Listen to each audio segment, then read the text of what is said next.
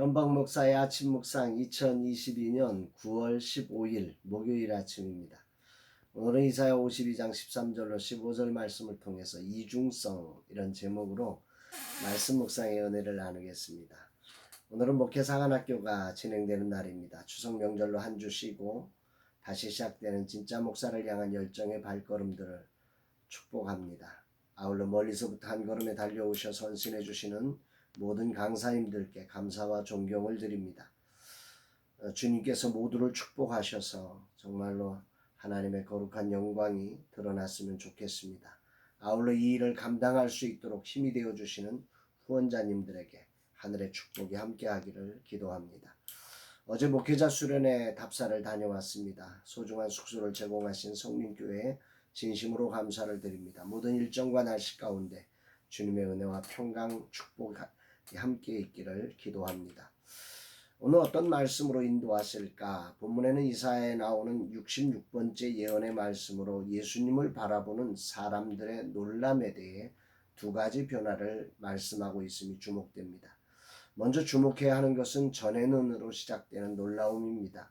14절에 보니까 전에는 그의 모양이 타인보다 상하였고 그의 모습이 사람들보다 상하였으므로 많은 사람이 그에 대하여 놀랄거니와. 표준 세번역 성경으로 다시 보면 전에는 그의 얼굴이 남들보다 더 안 되어 보였고 그 모습이 다른 사람들보다 더욱 상해서 그를 보는 사람마다 모두 놀랐다. 이렇게 번역되고 있죠. 주님 모습이 세상에 첫 번째 놀라움을 주었던 것은 그의 얼굴이 다른 사람들보다 더 많이 상해서였다는 거죠. 즉 고난받는 그리스도의 모습을 예언하고 있는 것입니다. 영광의 왕이신 주님이 인생보다 더 상하셔서 안 좋아서 그게 놀랄 정도로 주님의 고난이 극심한 고난받는 그리스도를 보여주고 있는 것이죠. 얼마나 아프셨길래 얼마나 고난을 많이 당하셨길래 인간의 그 어떤 모습보다도 더 상해진 모습으로 인간들이 놀랄 만큼 그렇게 고난을 당하셨을까 묵상해 보게 됩니다.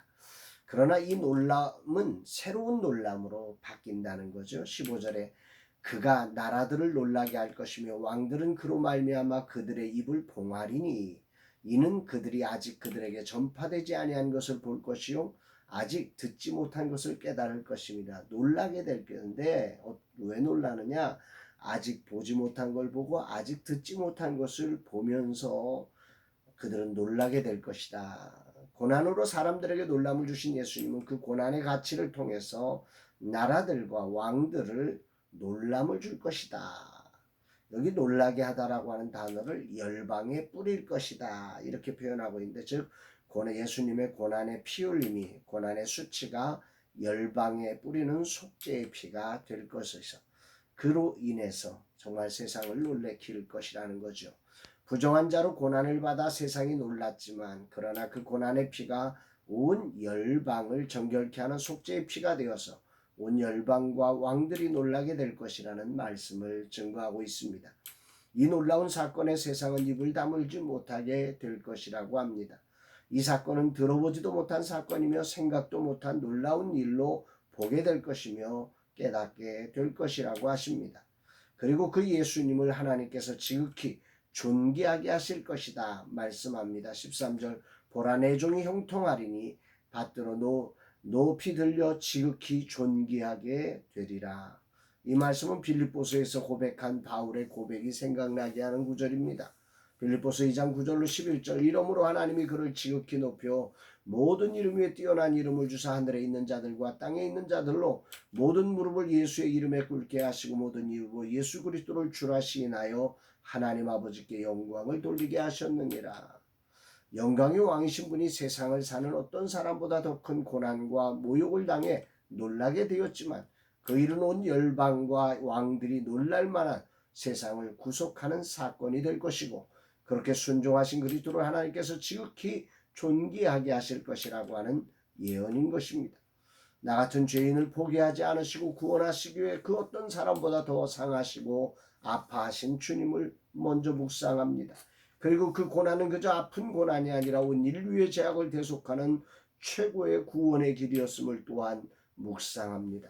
주님께 순종하여 사는 삶의 자리는 이런 이중성을 가진 자리가 아닐까 오늘 아침에 생각해 보게 됩니다.